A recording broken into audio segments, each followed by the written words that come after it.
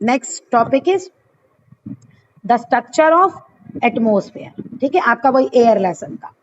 तो अब इसमें जो है आपका हमने जो देखा एटमॉस्फेयर हमारा, उसमें जो है अलग अलग लेयर्स के रूप में हम उसे ले सकते हैं। Density and temperature of atmosphere not same everywhere which we have read earlier. पढ़ा है हमने, ठीक है ना, कि डेंसिटी और हाँ डेंसिटी तो सेम नहीं होती, ये हमने पढ़ा है, लेकिन टेम्परेचर भी हर जगह सेम नहीं होता, टेम्परेचर भी अलग अलग होता है। तो एटमॉस्फेयर जो है 5 डिस्टिंक्ट लेयर में है। ये लेयर्स सारी इंपॉर्टेंट है। पहली है ट्रोपोस्फेयर, दूसरी stratosphere, third one is mesosphere, then thermosphere and last one is exosphere. तो हम जिस लेयर के कांटेक्ट में आते हैं वो है troposphere. It is the lowest and densest layer of the atmosphere. सबसे नीचे है और सबसे घनी है। It is closest to the earth surface. ये अर्थ सरफेस के सबसे पास है। The word tropo derived from Latin word meaning change. अब ट्रोपो जो है वो लैटिन वर्ड से लिया गया है जिसका मतलब है change. All weather changes occur in this layer. जितने भी सारे वेदर चेंजेस होते हैं ना, गर्मी, ठंड, बारिश, वो सब इसी लेयर में होते हैं। The troposphere extend up to a height of 8 kilometre at poles. यानी कि आप नॉर्थ पोल और साउथ पोल पे जाएंगे तो ये आपको 8 किलोमीटर ऊपर तक मिलेगी ट्रोपोस्फेयर। और फिर इक्वेटर पे अगर आप हैं तो इक्वेटर से आपको 18 किलोमीटर ऊपर तक ये ट्रोपोस्फेयर लेयर मिलेगी। The average thickness of the troposphere is 13 kilometre.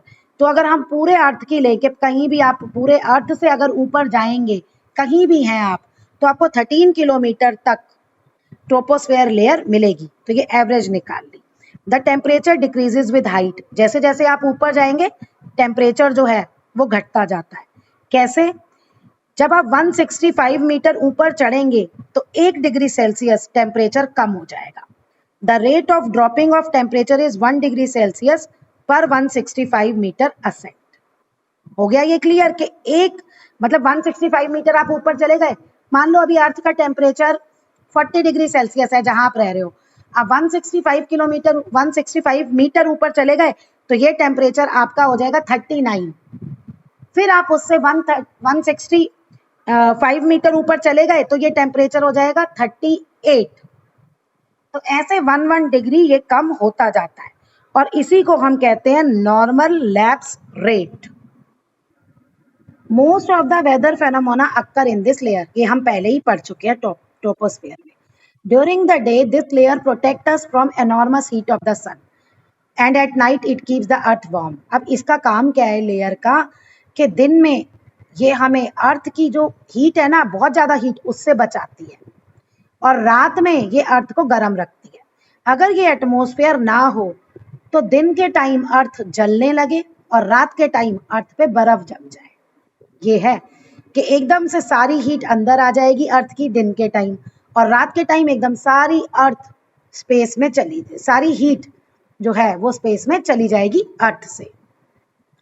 About 90% of the air in the atmosphere is in troposphere। और ये हम पहले ही पढ़ चुके हैं।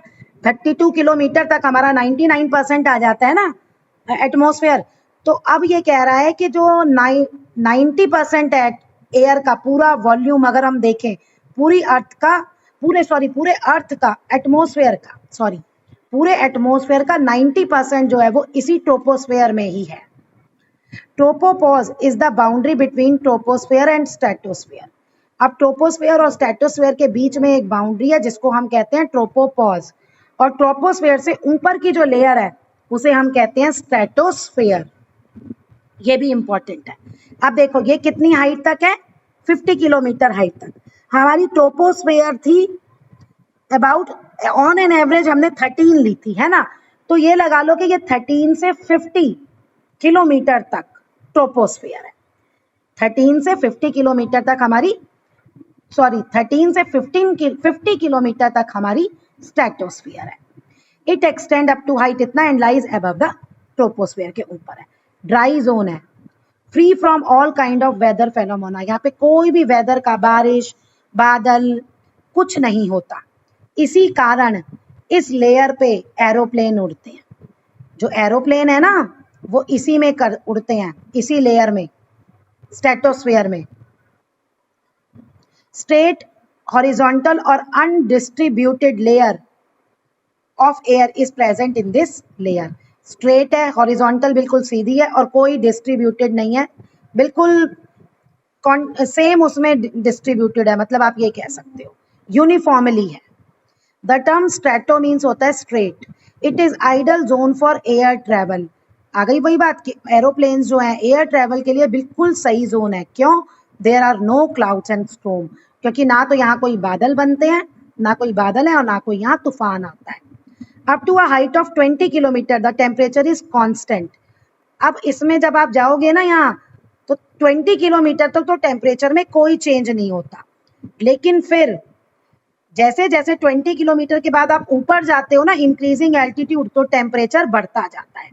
देखो क्या डिफरेंस है, ट्रोपोस्फेयर में तो हर 165 मीटर के बाद 1 डिग्री सेल्सियस कम हो जाता है, लेकिन जैसे ही आप स्ट्रेटोस्फेयर पे आते हो तो स्ट्रेटोस्फेयर में 20 किलोमीटर जाने तक तो temperature up to a height of 20 kilometre तक तो टेम्परेचर नहीं बढ़ता, लेकिन बाद में ये हाइट के साथ साथ टेम्परेचर बढ़ना शुरू, 20 किलोमीटर तक तो टेम्परेचर सेम रहता है, कम नहीं होता ना बढ़ता है।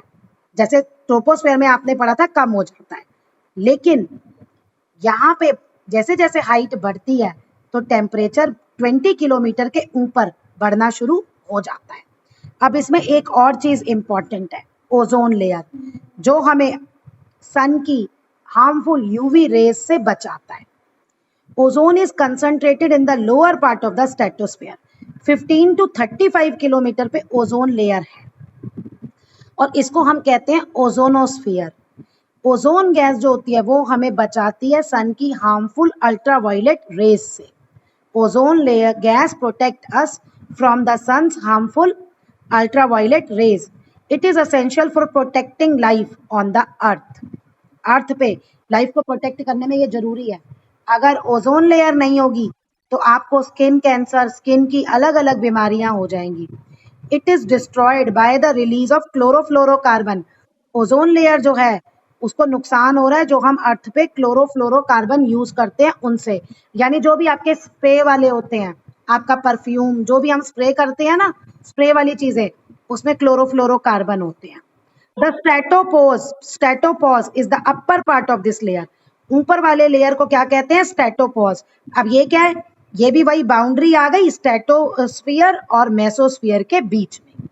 जैसे ऊपर कौन सी थी? ट्रोपोपोज, अब नीचे आ गई स्ट्रेटोपोज, मेसोस्फीयर। ठीक है, this layer lies above the stratosphere. अब ये स्ट्रेटोस्फीयर के ऊपर है और 50 से 80 किलोमीटर तक लगभग ये मेसोस्फीयर है।